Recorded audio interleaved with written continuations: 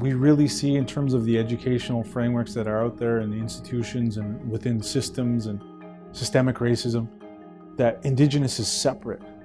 You know, it's almost like a study of the culture, a study of the people, like Indigenous studies or Native studies, where it's kind of needs to evolve to where some of the boards have had it in, you know, in the past 20 years. Really engaging in conversation, really engaging in the relationship with Indigenous communities, really engaging in the knowledge and helping the community, or giving the community space to really lead with thinking, rather than provide solutions, rather than occupy space. People of privilege or power end up occupying too much space, and they don't listen holistically, and they're not listening with their entire being, right?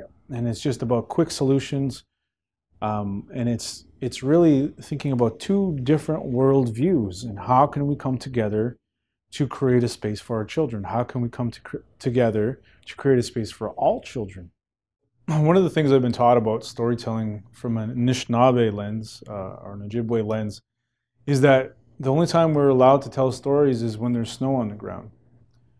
And one of the interesting things that has happened is that even though they're lined with teachings and character development pieces and all kinds of things that can help a person's pedagogy, it's really about an ancient tradition that is really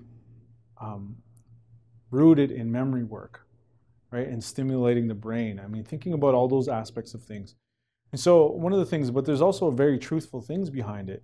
So storytelling is not just an oral tradition, it's very much part of our laws as well, very much a part of our teaching. It's very much a part of our own like pedagogy and epistemologies. And there's reasons why we believe those things, and there's reasons why we practice those things. And so that is a real story as to what has happened. And another real story to what has happened is I was in a traditional camp in Wisconsin. And I was there listening and learning from these really old people, Anishinaabe people, and they grew up with the culture their whole life and their Indigenous ways of knowing and their language, and I was just there to chop wood for them. And this one day we're coming back from the store back into the camp, and the sky was completely green. And it was almost like somebody sucked the sound out of the air. Everything was just completely still. So when we got back to the camp, they were like, a tornado is coming. I'm like, oh, okay. And they're like, you get in the tent and hold the tent down. So I was the only guy of my age. So I got into the kitchen tent where all the food was, and I held it down physically. I don't know what good that was going to do, but it was awesome. Because when I was standing out there watching the weather change and the sky get completely dark and black and gray from green, there was this old woman within my eyesight. She was about 90 years old. And she had this like scowling face. And she was just kind of looking at me like I shouldn't have been looking at her. But she's standing over her fire with her granddaughter, and she's praying. And I had no choice but to look in that direction. And she's putting tobacco into the fire. And each time she's putting tobacco into the fire, the flames are going up really high. I'm like, well, it's only tobacco. How could it do that? I was thinking in my mind. And sure enough, she's praying. She closed her eyes and she's praying. And then she went into her like trailer. And then it just got really windy and you couldn't see anything.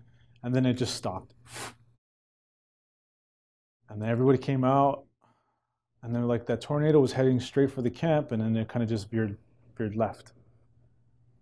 And I honestly can completely give that old woman full credit for doing that. And after that happened, the whole cultural camp came out and everybody's making sure everybody's okay, and we started walking up to the road. And as we walked up to the road, like on my bundle blanket, there's these little circles, right? And in the circles are orbs. There's like one color on the outside and one color on the inside. And so when you looked on the road, there was all these little orbs bouncing really slowly above the road. All different colors. And it wasn't just me that seen it. 30, 40 people seen it and stood there and watched it happen. And then all of a sudden, those lights went into the trees. And what I understand those to be from an indigenous worldview is that those are our spirit helpers. Those are our protectors. And what we might think of in terms of quantum physics and atoms is that's what it might represent in terms of that energy, or those, those bits of energy that kind of manifest. But it was just really an amazing experience for us as people witnessing this amazing thing happen, because it's about relationship. That old woman, that elder, had a relationship with creation. And I think if she didn't have that relationship with creation, she wouldn't have known what to do. And maybe our camp would have got destroyed. You know?